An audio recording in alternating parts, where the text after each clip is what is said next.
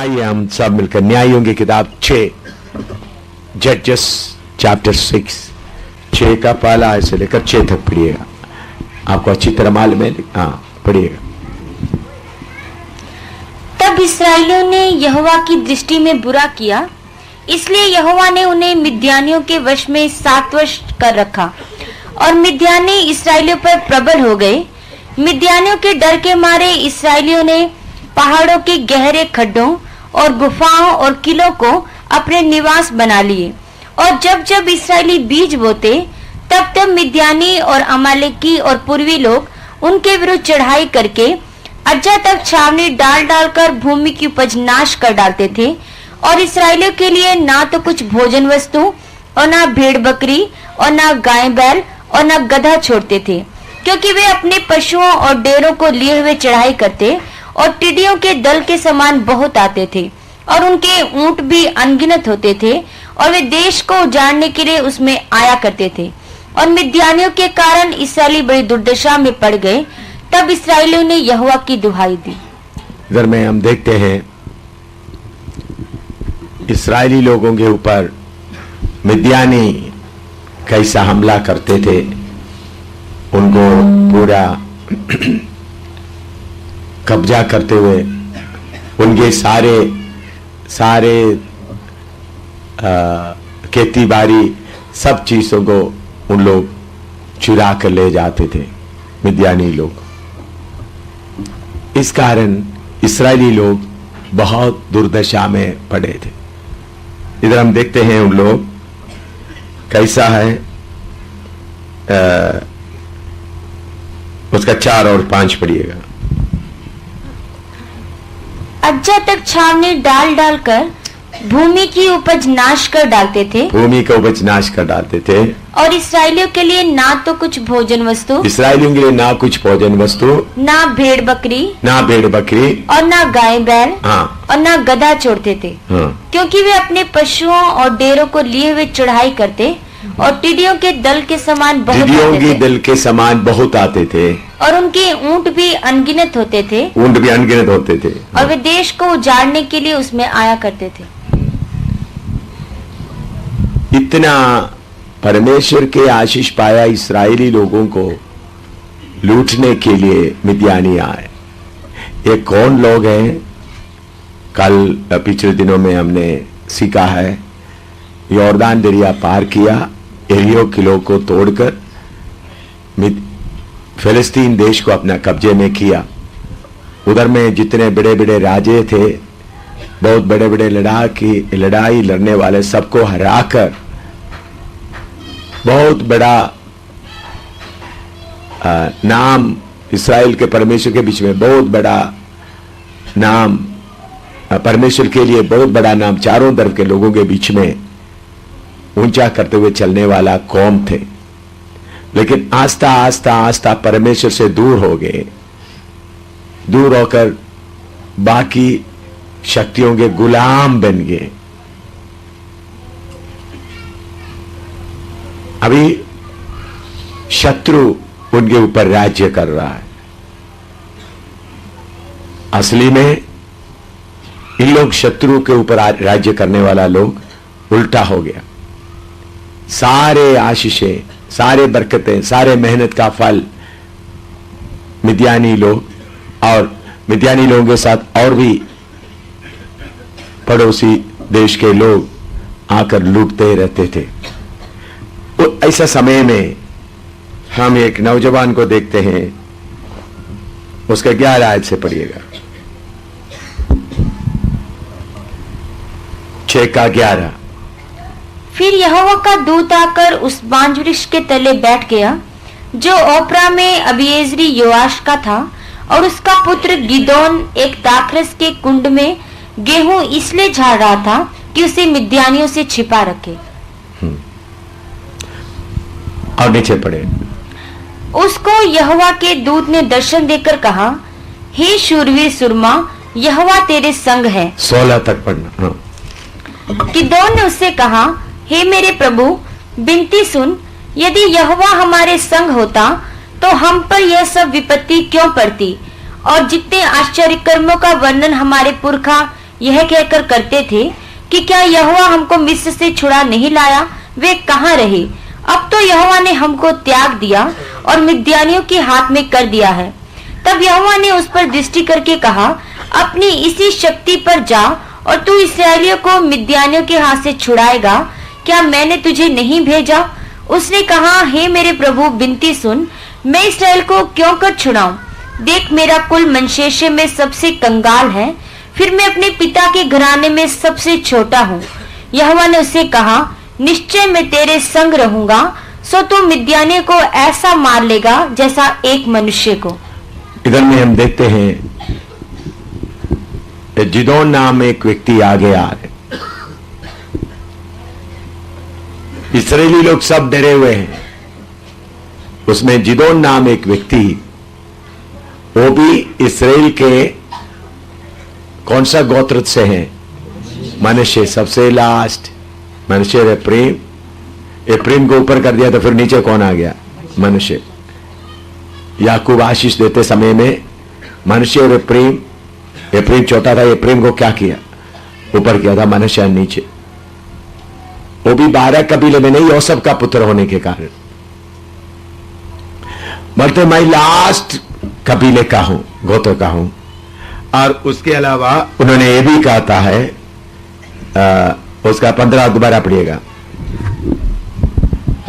उसने कहा, हे मेरे प्रभु, विनती सुन, मैं इस्राएल को क्यों कर छुड़ाऊं। देख, मेरा कुल मनशेशे में सबसे कंगाल है। हाँ, मनुष्य से मैं मेरा कुल में सबसे कंगाल। हाँ, फिर मैं अपने पिता के घराने में सबसे छोटा हूँ। मैं पिछले दिनों में आपको बताया, यॉर्दान दरिया कौन पार करेगा? बुद्धि से लड़ने वाला, बुद्धि से काम करने वाला यॉर्दान पार नहीं कर सकता। बुद्धि से काम करने से बुड़बुड़ाना आता है करके बताया।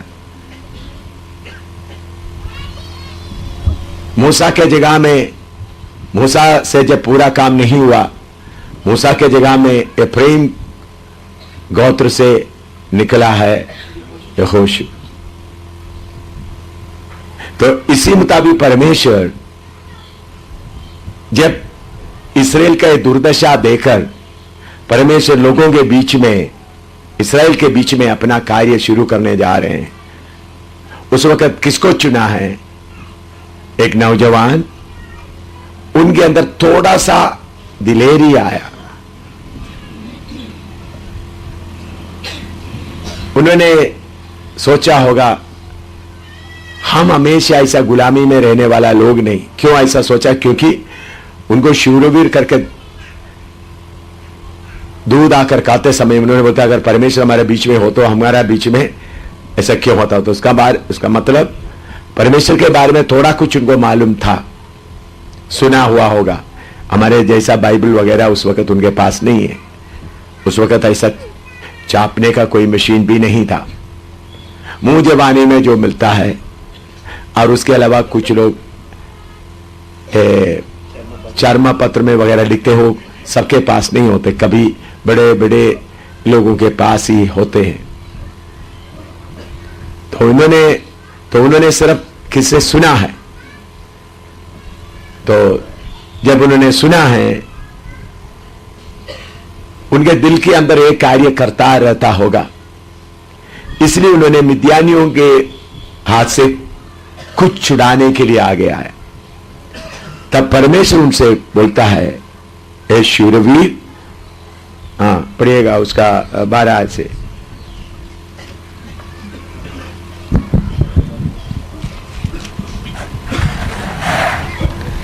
उसको यहोवा के दूत ने दर्शन देकर कहा, हे शूरवीर सुरमा, हे शूरवीर सुरमा, हाँ, यहोवा तेरे संग है। यहोवा तेरे संग है। देखिए, मैं पहले भी आपको बताते आ रहा है, पहले कदम हम उठाना। हम उठाते हुए प्रभु को ये इशारा देते, प्रभु आप मुझे ले जाने के लिए मैं तैयार हूं। जैसा अपना सलीब को हम खुद उठाना है, जुए के नीचे हम खुद आना है। दिल के दरवाजे में प्रभु खटखटाते वक्त खुद खोलना है। इसी मुताबिक इधर में उन्होंने पहले कदम उठाकर आगे गए। उन्होंने जो पहले कदम उठा के गए तो परमेश्वर उनसे बोलते हैं शूरवीर।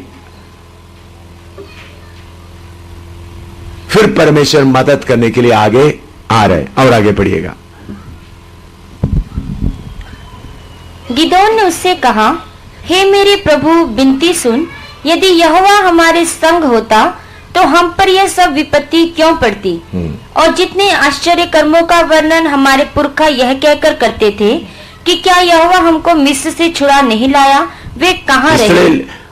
देखिए, मिस्र से छुड़ा कर नहीं लाया, वो काम अभी कहाँ रही। अब तो यहोवा ने हमको त्याग दिया। ये बात तुमको मालूम हो गया। हम अभी इस कमजोरी हालत में पहुंचने के कारण क्या है? यहोवा ने हमको त्याग दिया। एक पहचान में आ गया। यहोवा हमको त्याग दिया करके उस पहचान में आ गया। हाँ, और मिद्यानियों के हाथ कर दिया है। मिद्यानियों के हाथ में अभी हमको दे दिया है। कौन दे दिया है? यहोवा दे दिया है। ये मालूम हो गया। हाँ। तब यहोवा ने उस पर दृष्टि करके कहा, अपनी इसी शक्ति पर जा। अपनी इसी शक्ति पर जा। आप बताएं कौन सा शक्ति है उनके पास? एक पहचान। कौन सा पहचान? यहोवा हमको त्याग दिया। यहोवा हमारे साथ रहेगा तो ऐसा हालत नहीं होगा। यह पहचान। ये थोड़ा सा गेहूं बचाने का वो शक्ति नहीं। इस बल से जा उधर में उन्होंने पहचान लिया। यहोवा परमेश्वर को पहचानना और हमारा कमियों को पहचाना ही बहुत बल है। इसलिए पौलुस बोलता है, जब मैं कमजोर हूं तब मैं जोरावर हूं, बलवंत हूं। क्योंकि जब कमजोर है करके मालूम हो गया एक व्यक्ति को, तब उन्होंने परमेश्वर की मदद के लिए सहारा ढूंढेगा। यह पहचान चाहिए। समझ आ रहे हैं आपको? इनका कौन सा बल है? परमेश्वर को पहचानने का। परमेश्वर हमको छोड़ दिया है। परमेश्वर अभी हमारे साथ नहीं है। परमेश्वर हमारे साथ होता हमको ये दुर्दशा नहीं पड़ना है। तो उनका इसका मतलब परमेश्वर के पास बहुत शक्ति है करके उनको अच्छी तरह मालूम है। उन्होंने बोलते मिस्र से हमको छुड़ा कर लाया।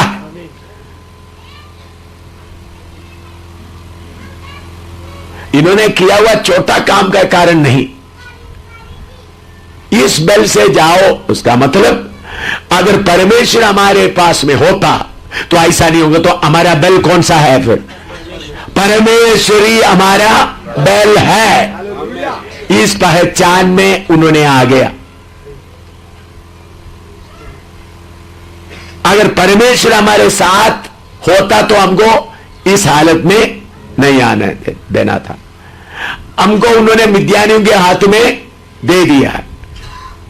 यह पहचान किसके अंदर आ गया? जिदोन के अंदर। आपको लिखना है तो लिख सकता है।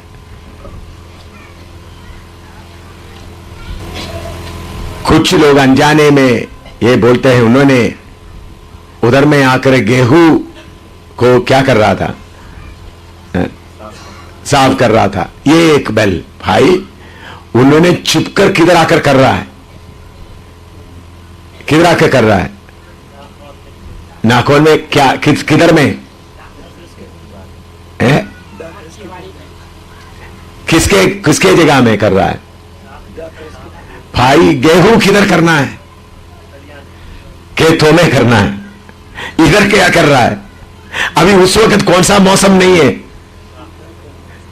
दाखलता का मौसम नहीं है। तो उनका दृष्टि, उन लोगों का दृष्टि किधर नहीं है? दाखीबाजी में नहीं है। मिद्यानी सब किसके ऊपर देख रहा है? तो उन्होंने छुपकर अंधेरा में रात को कहीं कहीं आकर क्या किया है? थोड़ा शायद भूख के कारण ये पहचान है। अगर अंदर में परमेश्वर है तो ऐसा नहीं होता। ये थोड़ा सा गेहूं लेके आने का ताकत नहीं, बल्कि परमेश्वर हमारे साथ नहीं, परमेश्वर हमको छोड़ दिया, परमेश्वर मिस्र से ऐसा किया करके ये पहचान उनके अंदर था। इस पहचान के कारण परमेश्वर उसे बोल रहा है तुम इस बल से जाए। और आगे पढ़िएगा। और तू इस्राएलियों को मिद्यानियों के हाथ से छुड़ाएगा। क्या मैंने तुझे नहीं भेजा? उसने कहा, हे मेरे प्रभु, विनती सुन, मैं इसराइल को क्यों कर छुड़ाऊं? इसराइल को क्यों कर छुड़ाऊं? देख मेरा कुल मनशेशे में सबसे कंगाल। दूसरा पहचान है, मैं कुछ भी नहीं हूं। मैं पिछले दिन में आपको बताया, परमेश्वर मूर्खों को चुनता है।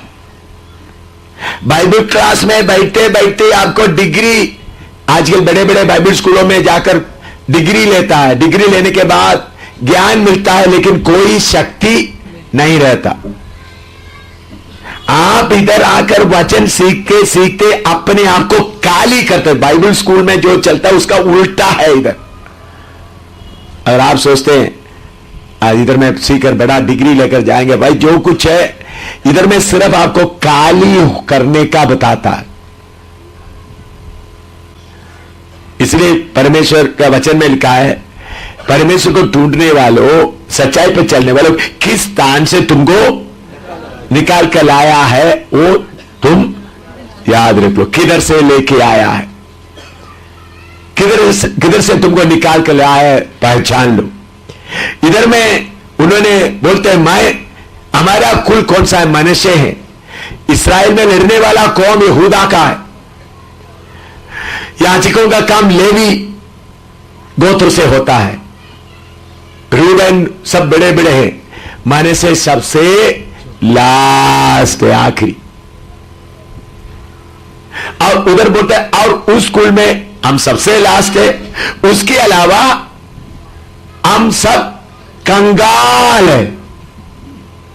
कंगाल हालत में होने के कारण थोड़ा सा गेहूं, चाहे सारे भूख में मरते वक्त उन्होंने देखा होगा सब लोग भूख से मरते हैं, मैं जाकर थोड़ा सा गेहूं कहीं से भी लेके आकर छुपाकर, क्योंकि गेहूं को उन्होंने गेहूं के खेती में तैयार नहीं कर रहे, चुपकर आकर दाल की बारी में लेकर उधर में छुपाकर कर रहा है। लेकिन अंदर एक पहचान है। इस पहचान को कौन देखा है? सर्वशक्तिमान परमेश्वर जिदोन के अंदर का पहचान को देखता। अगर परमेश्वर हमारे साथ होता तो ऐसा नहीं होते, हमारे साथ परमेश्वर आ जाते तो ऐसा नहीं होते। ऐसे एक पहचान उनके मन में आ गया। उस पहचान में वो आगे बढ़ रहा है। तो फिर दूसरा पहचान क्या है? हमारा गोत्र भी क्या है? मनुष्य का है। और नीचे, फिर मैं अपने पिता के घराने में सबसे छोटा हूं। अब उसके ऊपर एक है, देख मेरा कुल मनशेशे में सबसे कंगाल है। मनुष्य में सबसे कंगाल मनुष्य के हैं, और मनुष्य के अलावा हमारा घर सब लोग क्या है? कंगाल है। बोलने के लिए कुछ भी नहीं, सबसे लास्ट और कंगाल। और फिर मैं अपने पिता के घराने में सबसे छोटा हूं। और बोलते हैं, मैं पिता के घराने में सबसे छोटा। दाऊद के बारे में भी हम कहते हैं, अपने घर में जब नबी आ रहा है, शमूएल नबी आ रहा है, बाप अपना बड़े बड़े सारे बेटों को बुलाया, बड़ा भोजन घर में हो रहा है, तब छोटा लड़का तुम जाकर उधर में क्या करो? भेड़ बकरी चराओ। परमेश्वर किसको ढूंढता है? मैंने बोला परमेश्वर कभी अपना महिमा किसी मनुष्य को देना नहीं चाहता। इसलिए परमेश्वर बोलता, पौलुस भी बोलता, तुम्हारा पहला पत्र, पहला कोरिन्थी में आइएगा, तुम्हारा बुलावट किधर लिखा है? हाँ,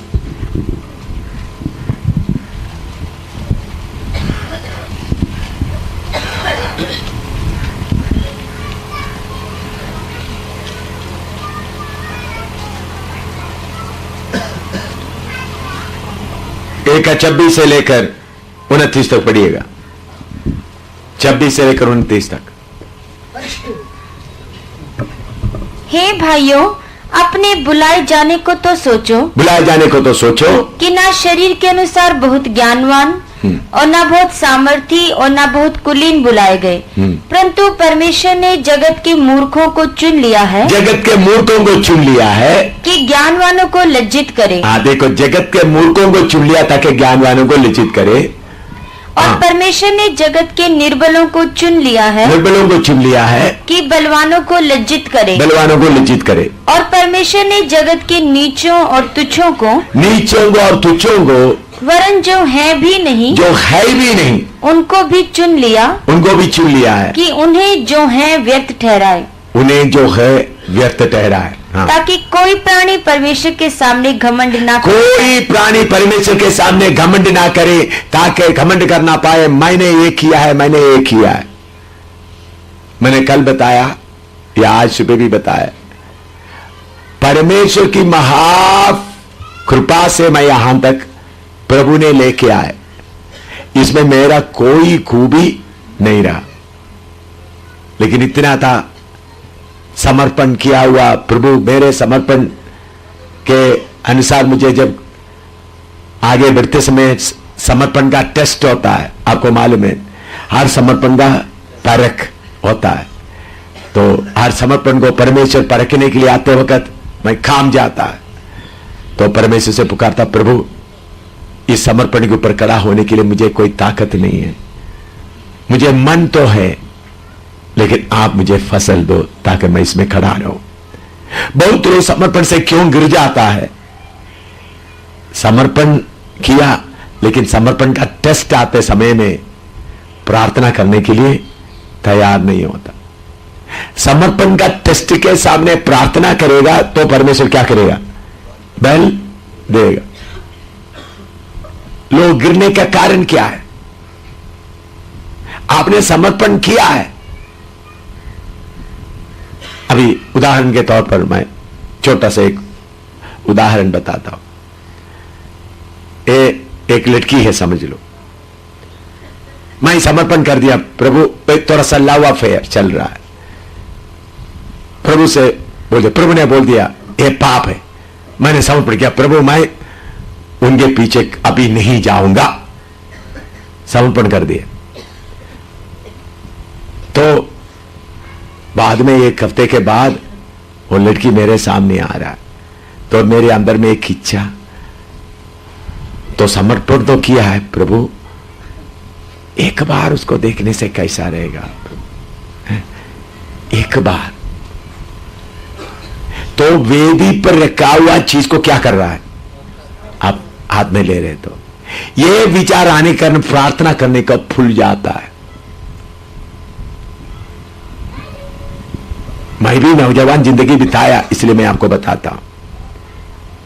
तो वो लड़की मेरे सामने आया या लड़का सामने आया, समर्पण के तो देख प्रभु दूर से आ रहा है, मैं समर्पण किया हुआ हूं, प्रभु मुझे खड़ा होने का शक्ति नहीं है, मेरा बाहरी मनुष्य मुझे धोखा देगा, प्रभु मुझे कृपा दो करके बोलने से आप एकदम बदल जाएगा, एकदम।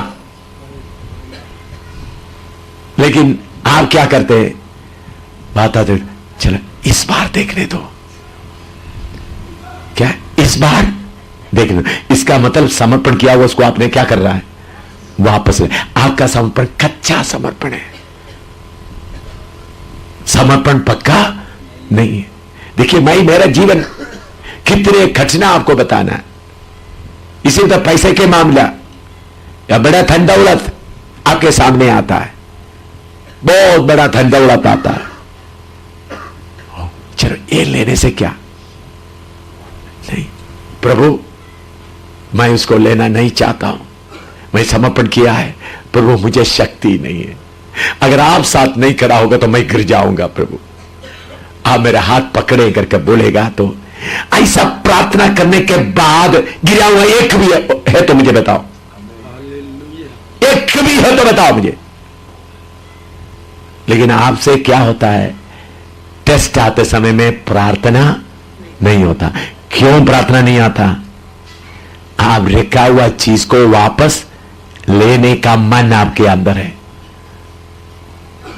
तो समर्पण किया तो समर्पण में कोई ताकत नहीं है, लेकिन समर्पण के समय समर्पण याद करके प्रार्थना कर सकते, प्रभु मुझे शक्ति नहीं है, मैं गिर जाऊंगा, मैं गिर जाऊंगी, प्रभु मुझे खड़ा होने के लिए बल दे। कर बोलते समय आपके अंदर का मनुष्य पवित्र आत्मा के साथ में जोर से खड़ा है।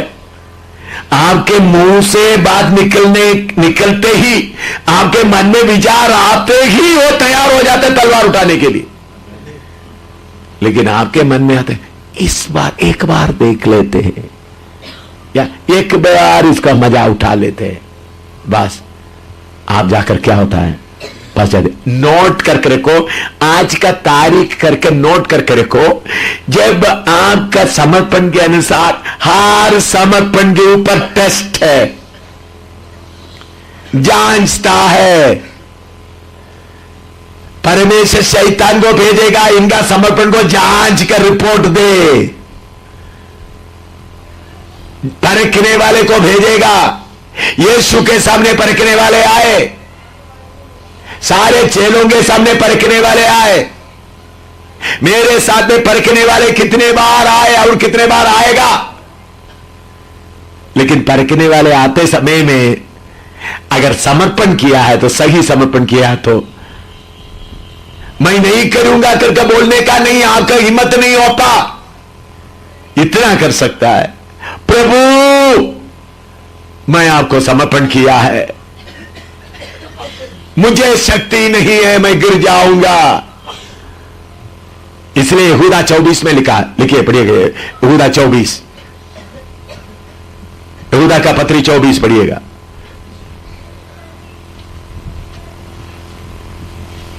यहूदा का पत्री 24, Jude 24।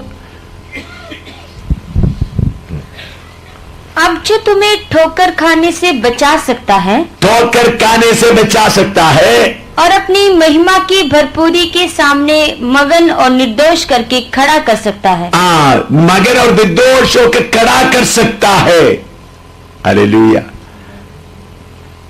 परमेश्वर यीशु मसीह बोलता है, मैं तुमको मेरे हाथ के हथेली में रखा हूं, मैं तुम्हारा हाथ पकड़ा, मैं कभी नहीं छोड़ूंगा।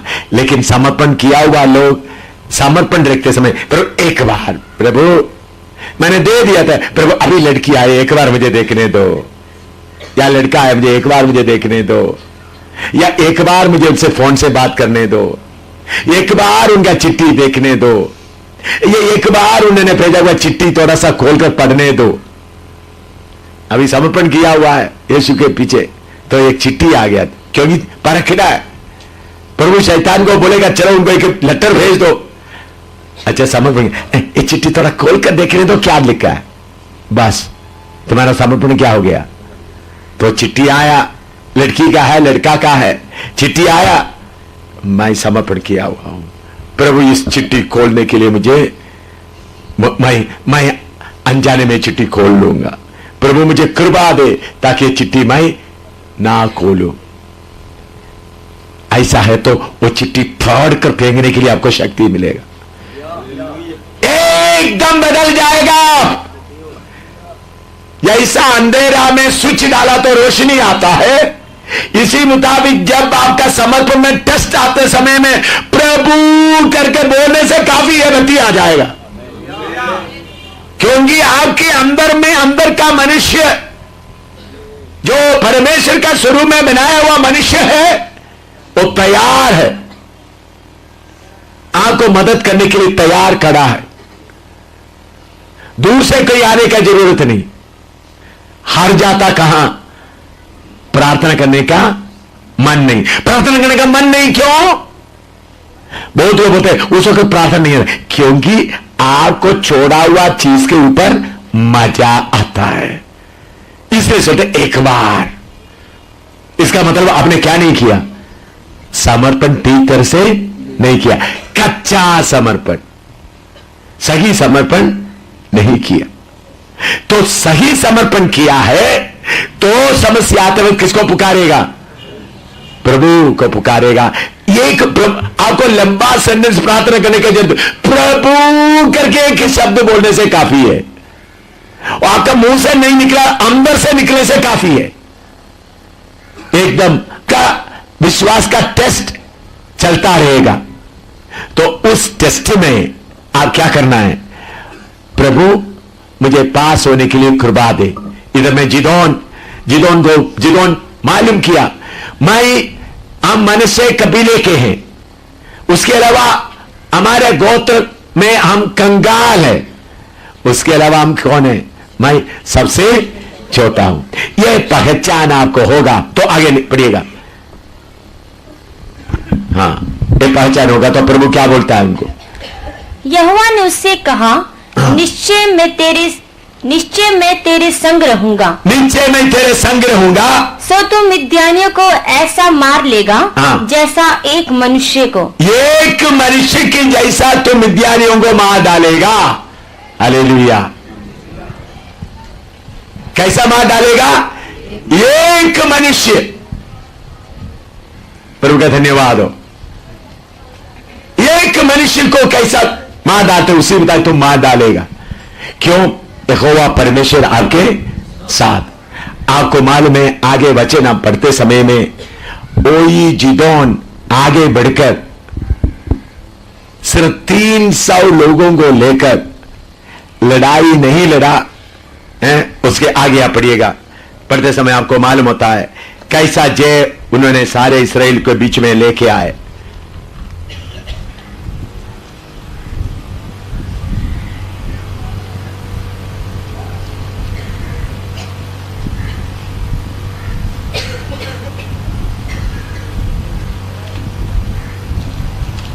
पहले उन्होंने ऐलान कर दिया, 32,000 आ गया, उनमें से भी बहुत लोगों डर वाला गया, बाकी दिलेर वाला 10,000 आ गया। 10,000 के बाद फिर कितना निकला? 300। हम देखते हैं उन्होंने वो 300 के साथ में कैसा, आपको लड़ाई का सारे बात मालूम है, इसलिए 7वां अध्याय है उसका 20 और 21 पढ़िएगा।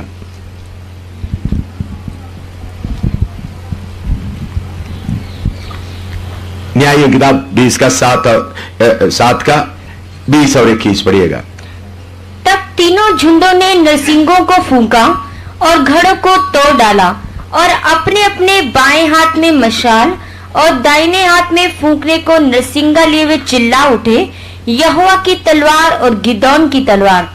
तब वे छावनी के चारों ओर अपने अपने स्थान पर खड़े रहे और सब सेना के लोग दौड़ने लगे और उन्होंने चिल्ला चिल्लाकर उन्हें भगा दिया। देखिए इधर में हम देखते हैं कितने दूर तक लोग फैले हुए थे, डिड्डियों की समान। ऊंट भी इतना है। कुल कितना लोग हैं? 300 लोग। एक आदमी दूसरे आदमी से कितना दूर में होगा? नजदीक में नहीं, बहुत दूर में। सिर्फ देख सकता है, जिधर उनको देख सकता है और आपस में देख सकता है। गड़ा तोड़ दिया, नरसिंगा फूंका, लड़ाई उन लोग नहीं लड़ा, जय बोल दिया। उस समय में उनके बीच में सर्वशक्तिमान परमेश्वर आपस में उन लोग मार डालते हुए सब के सब भागे। मैं क्यों में बात बताया है? मेरे प्यारों, यीशु मसीह के कलीसिया को बर्बाद करने के लिए भी शैतान आगे आया हुआ है। हिंदुस्तान को अपना वश में कर दिया है। उसके अलावा शैतान यीशु के कलीसिया को भी क्या कर दिया है? बर्बाद किया। मैं एक बात आपको बताने के लिए, इधर में God is calling you, Shaukat Peter का कलीसिया से पब्लिश किया हुआ एक किताब है, गॉड इज कॉलिंग यू। इसमें Bethel church published and distributed by the Bethel Church, Jammu 56 Christian Colony, वीरमार्ग। और इधर में नाम भी लिखा है, पास्टर जॉनी बट्टी, उनका नाम भी, एड्रेस भी लिखा हुआ है। ये क्या है? गॉड इज कॉलिंग यू किताब है, इधर से पब्लिश किया।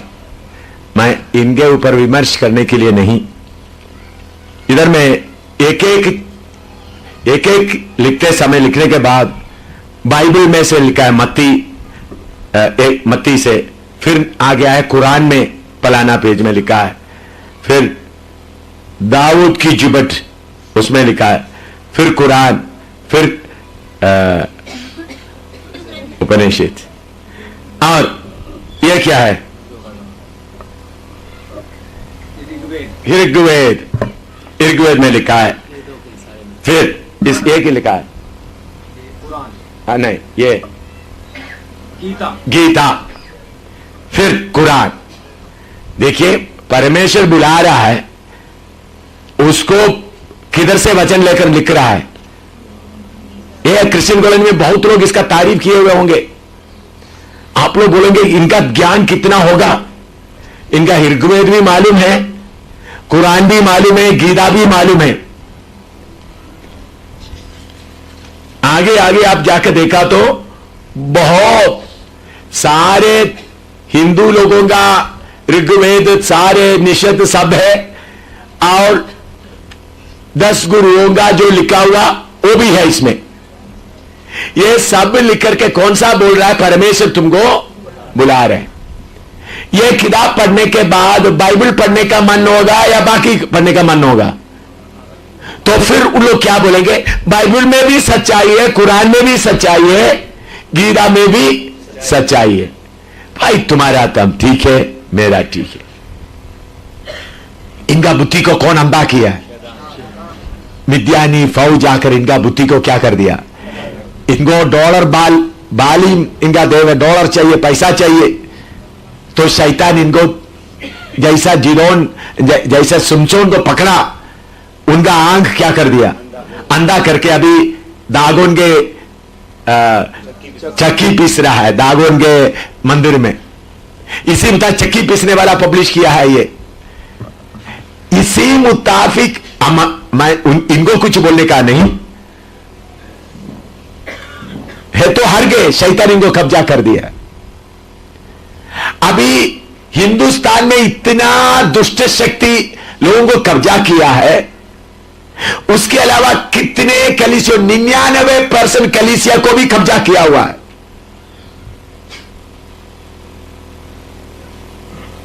अभी मसीह लोगों का हालत क्या है? कितना बच गया? दूसरे यीशु के कब्जे में लोग आ गए,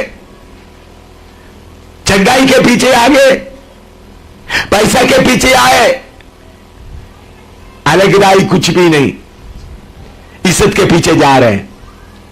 तो स्वर्ग का परमेश्वर का दिया हुआ आशीष पूरा ये मिद्यानी फौज अपना ऊंटों के साथ आकर अभी ले रहा है। उस समय में जिदोन जैसा कुछ लोग चाहिए। अभी आपने थोड़ा सा गेहूं साफ किया, वो किसके बराबर है? आप लोग जगह जगह में थोड़ा सा कलीसिया साबित किया, वो किसके बराबर है? थोड़ा सा गेहूं आपने बकाया। अभी प्रभु की आवाज सुनकर पूरा भारत और नेपाल को घेरना है। पूरा भारत और नेपाल को घेरना है। अभी तक आपने जो किया क्या है? थोड़ा सा गेहूं करने का। क्या आज आपको प्रभु देखते हुए बोल सकता है, मेरा जिदोन तुम जाओ, मैं तुम्हारे साथ हूं। आज शाम को मैं वचन तैयार करने के लिए, सिखाने के लिए, वचन तैयार करने के लिए आते समय में परमेश्वर की आत्मा मुझे बोला है, मैं कुछ जिदों को तैयार करने जा रहा हूं। उनको बोलो, अभी तक उन्होंने जो सेवा किया है, थोड़ा सा गेहूं बचाने की कोशिश किया, अभी सारे देश को कब्जा करना है। हिंदुस्तान सिर्फ नहीं, नेपाल को भी कब्जा करना है। कलीसिया में घुसकर ये जोनी भट्टी और शौकत पीटर को हमला किया हुआ, वो शक्ति को भी पकड़ना है। क्रिश्चियन कॉलोनी में पास्टरों को पकड़ा हुआ शक्ति को भी पकड़ना है। इन लोग डर के मारे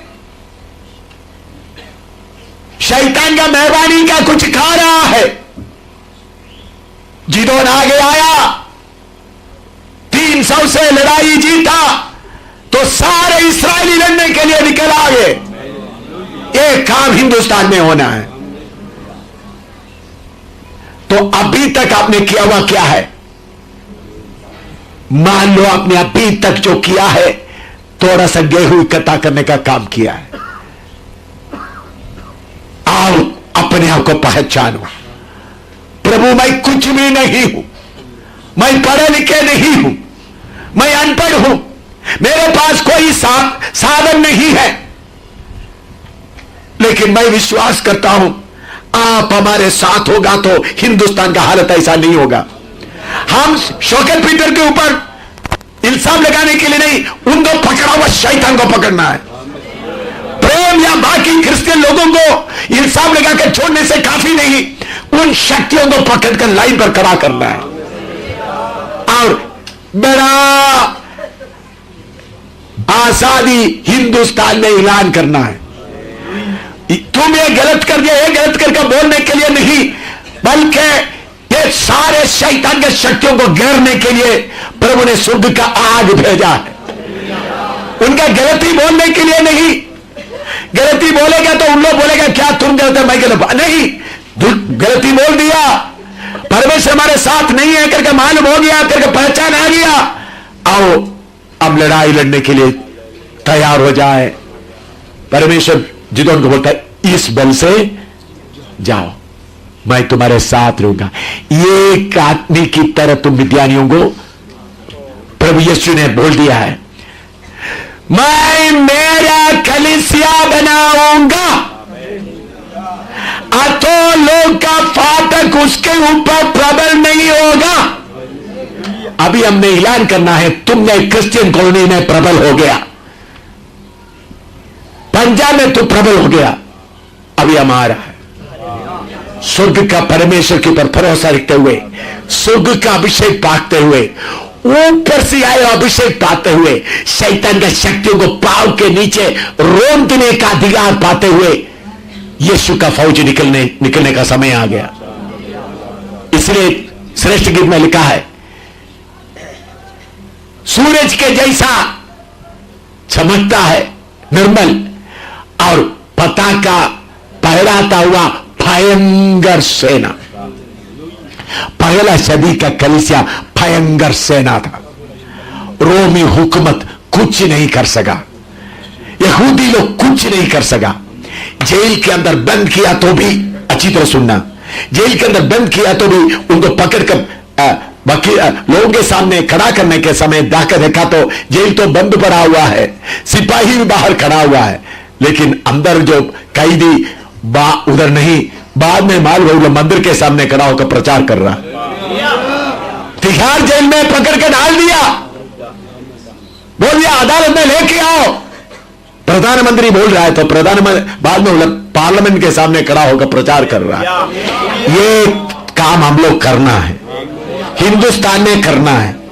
पहला सदी में प्रभु ने किया तो अभी प्रभु कर सकता है। हमको ऐसा प्रभु का काम चाहिए। हमको थोड़ा सा लंगड़े को चंगा किया, अंधा को आंख दिया, ये काम नहीं हमारा। जेल खाने का बुनियाद को हिलाने का काम, स्वर्ग का परमेश्वर हमारे पास होगा तो हमको किसी का मेहरबानी नहीं चाहिए। शुद्ध हो जाओ, कपट भक्ति को छोड़ दो, पूरा शुद्ध हो जाओ, जिदोन के जैसा परमेश्वर की आवाज सुनने के लिए तैयार हो जाओ। अपना बाइबल बंद करो, आइनक वगैरह दूर रखो, बच्चों को अपने पास में रखो, प्रार्थना करो। स्वर्ग का बेल आज रात पाओ।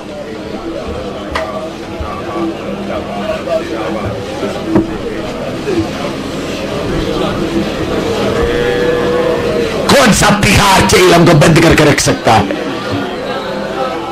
कौन सा संडर जेल हमको बंद करके रख सकता है? स्वर्ग का परमेश्वर आज भी जिंदा